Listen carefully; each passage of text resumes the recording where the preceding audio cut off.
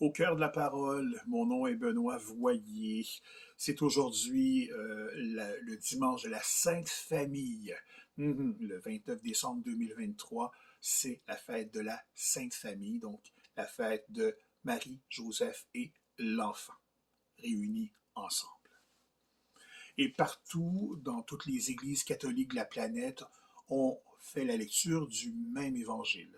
C'est celui de Luc au chapitre 2, versets 22 à 40. Luc, chapitre 2, versets 22 à 40. Alors, je vous invite à prendre votre Bible pour aller lire ce texte. Si vous n'avez pas de Bible, allez sur mon site qui s'appelle benoitvoyerenliberté.blogspot.com et vous trouverez dans l'onglet sur la section Prier, vous trouverez un onglet qui s'appelle la Bible et vous aurez accès au même texte qui est tiré de la nouvelle traduction liturgique de la Bible. Voici donc le récit de Luc. Quand fut accompli le temps prescrit par la loi de Moïse pour la purification, les parents de Jésus l'emmenèrent à Jérusalem pour le présenter au Seigneur, selon ce qui est écrit dans la loi. Tout premier-né de sexe masculin sera consacré au Seigneur. Il venait aussi offrir le sacrifice prescrit par la loi du Seigneur, un couple de tourterelles ou deux petites colombes. Or, il y avait à Jérusalem un homme appelé Siméon. C'était un homme juste et religieux qui attendait la consolation d'Israël. Et l'Esprit Saint était sur lui.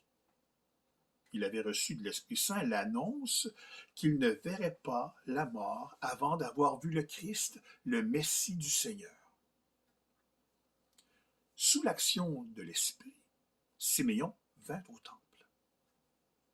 Au moment où les parents présentaient l'enfant Jésus pour se conformer au rite de la loi qui le concernait, Siméon reçut l'enfant dans ses bras et il bénit Dieu en disant « Maintenant, ô Maître souverain, tu peux laisser ton serviteur s'en aller dans la paix selon ta parole, car mes yeux ont vu le salut que tu préparais à la face des peuples, lumière qui se révèle aux nations et donne gloire à ton peuple, Israël. » Le père et la mère de l'enfant s'étonnaient de ce qui était dit de lui. Siméon les bénit, puis il dit à Marie sa mère, « Voici que cet enfant provoquera la chute et le relèvement de beaucoup en Israël.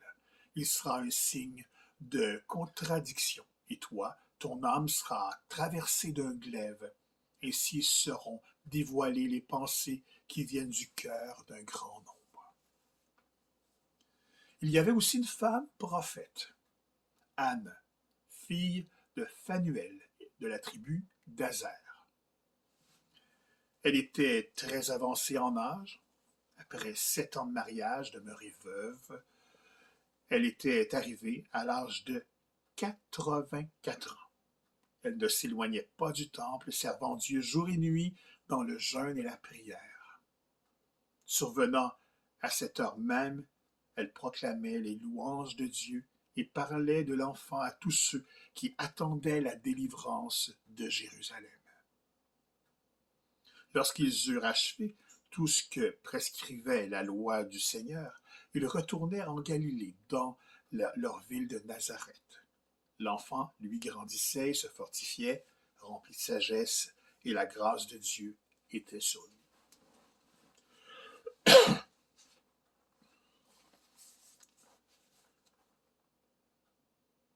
Mon petit commentaire.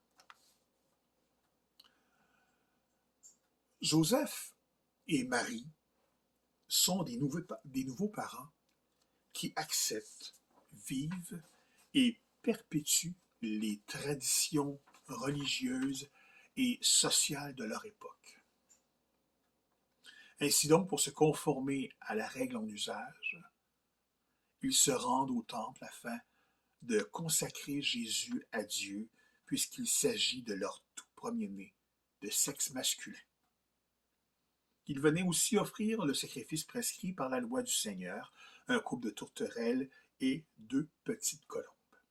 nous explique Luc, le narrateur de l'histoire.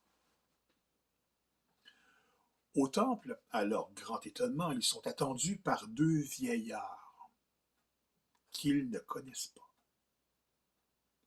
Un homme et une femme, bien entendu. De leur côté, eux savent qui est ce bambin qui les accompagne. Poussés par un élan intérieur, au moment où les parents présentent l'enfant Jésus pour se conformer au rite de la loi qu'il concerne, Siméon prend l'enfant dans ses bras et bénit Dieu en disant, et c'est un texte que j'aime beaucoup, beaucoup, beaucoup, je le redis presque à chaque soir avant de m'endormir.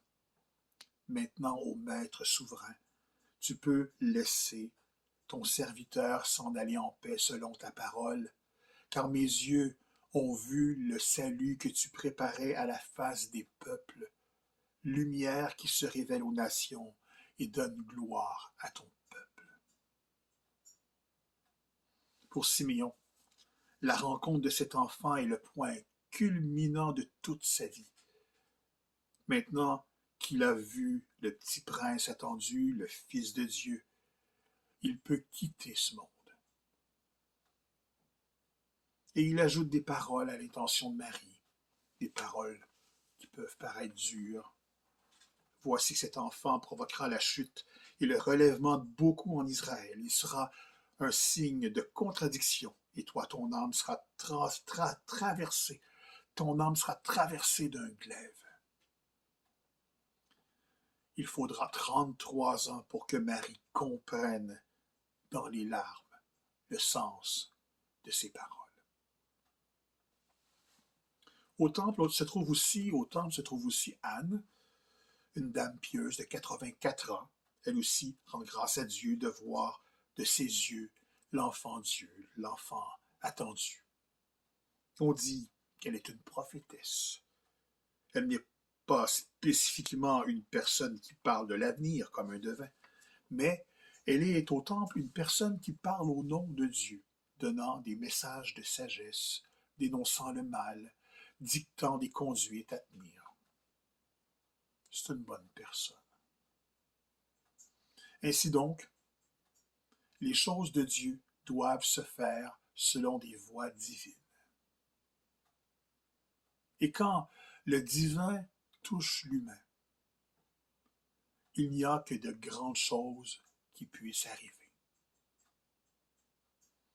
Et moi, pauvre parmi les pauvres, à la fin de chaque jour, lorsque je repense à toutes les petites choses qu'il m'a été permis de vivre durant ma journée, je redis la même chose que Siméon a dite.